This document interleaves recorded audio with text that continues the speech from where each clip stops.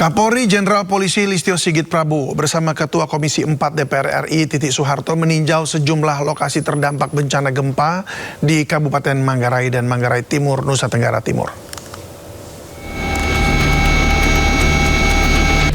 Dalam kunjungannya, Kapolri menyerahkan bantuan kepada masyarakat terdampak.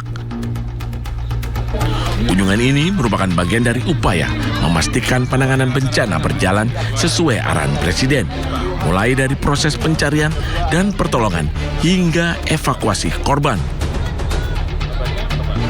Kapolri menyampaikan duka cita mendalam atas bencana gempa bumi yang melanda wilayah NTT. Ia mengajak seluruh masyarakat untuk mendoakan para korban meninggal dunia, korban luka, serta masyarakat terdampak.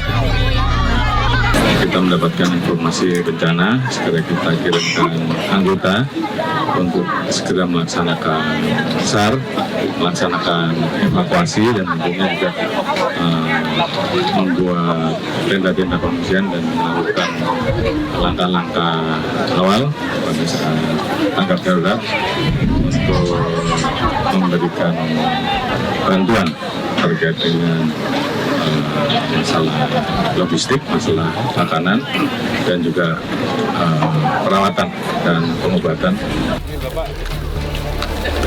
Kapolri berharap kondisi segera membaik, seluruh proses penanganan berjalan lancar, dan masyarakat terdampak dapat kembali beraktivitas seperti sedia kala. Sementara itu, personel Brimopolda NTT bersama BKO Penanganan Bencana Gempa Bumi Flores melaksanakan pemasangan water treatment di posko terpadu darurat bencana di Polsek ACCA dan Polsek Nagekeo, Kabupaten Nagekeo, NTT. Hal tersebut dilakukan guna memenuhi kebutuhan air bersih warga terdampak gempa bumi Nusa Tenggara Timur. Tim Liputan iNews melaporkan.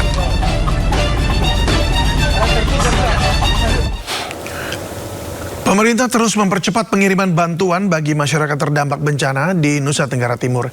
Hingga hari kelima, 253 ton logistik telah dikirimkan ke wilayah terdampak.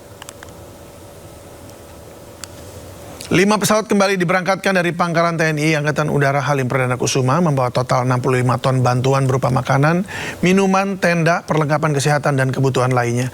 Distribusi bantuan dilakukan melalui jalur laut, udara, dan juga darat dengan 2 posko utama di Labuan Bajo dan Maumere. Pemerintah memastikan penyaluran dipercepat agar bantuan segera diterima masyarakat. Pemerintah juga terus memantau penanganan bencana agar seluruh proses dapat berjalan dengan baik. Atas instruksi Bapak Presiden, hari ini hari kelima pasca bencana, tanggal 19 Agustus 2026, jam 4 pagi, kembali diberangkatkan 5 pesawat menuju NTT. Hari ini total membawa 65 ton logistik. BNPB menyalurkan bantuan logistik dan kebutuhan dasar bagi masyarakat terdampak gempa bumi di Pulau Palue, Kabupaten Sika. Bantuan disalurkan melalui jalur laut dan udara sebagai upaya mempercepat pemenuhan kebutuhan masyarakat di wilayah kepulauan.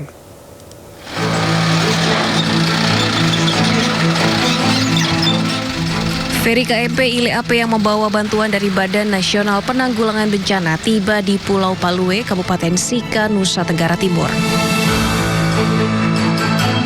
Bantuan yang dikirimkan terdiri atas 150 unit tenda keluarga, 400 lembar matras, 6 unit genset beserta 6 jerigen BBM, masing-masing berkapasitas 20 liter.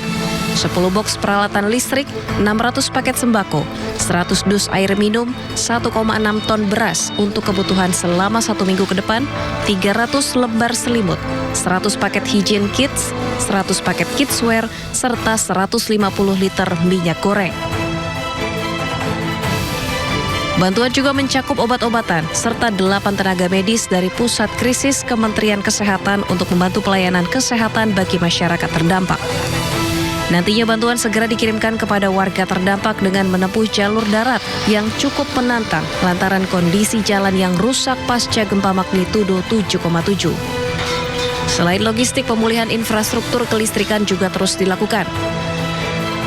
Berdasarkan data PLN UP3 Flores bagian timur, dari 6 unit gardu yang terdampak, sebanyak 4 unit telah menyala, sementara 2 unit masih dalam kondisi padam. Kita ke informasi lainnya, pemirsa. Puluhan orang berunjuk rasa menolak sidang pra-peradilan yang diajukan mantan Jampitsus Febri Adriansyah. Aksi massa menimbulkan kemacetan di depan Pengadilan Negeri Jakarta Selatan. Membawa spanduk, puluhan orang berorasi di depan Pengadilan Negeri Jakarta Selatan. Dalam tuntutannya, massa meminta hakim menolak permohonan pra-peradilan yang diajukan mantan Jampitsus Febri Adriansyah. Massa juga mendesak perkara pokok menjerat Febri Adriansyah diusut tuntas dan segera menangkap seluruh pihak yang terlibat. Selama unjuk rasa berlangsung, polisi dikerahkan ke lokasi untuk mengurai kemacetan.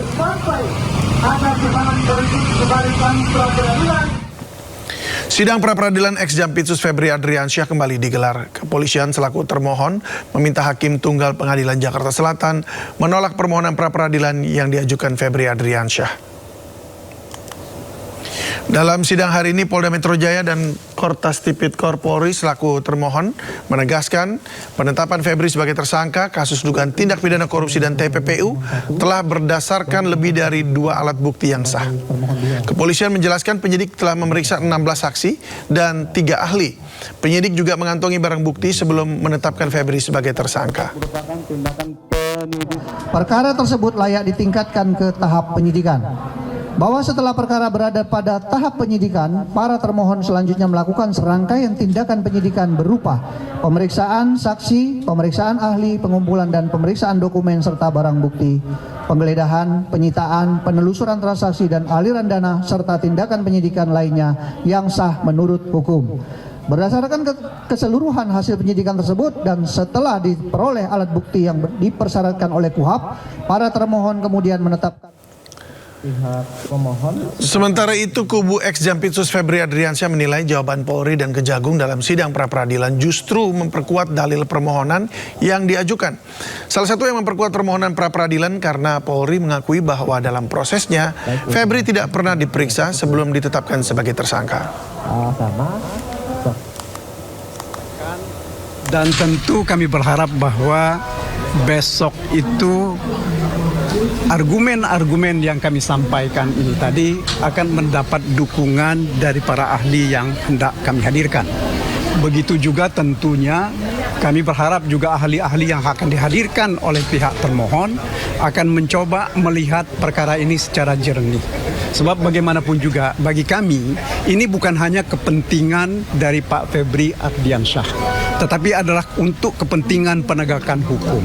Sehingga tidak semua orang dengan mudah dan serta-merta, ya, apalagi disangka dengan pasal-pasal yang belum ada undang-undangnya.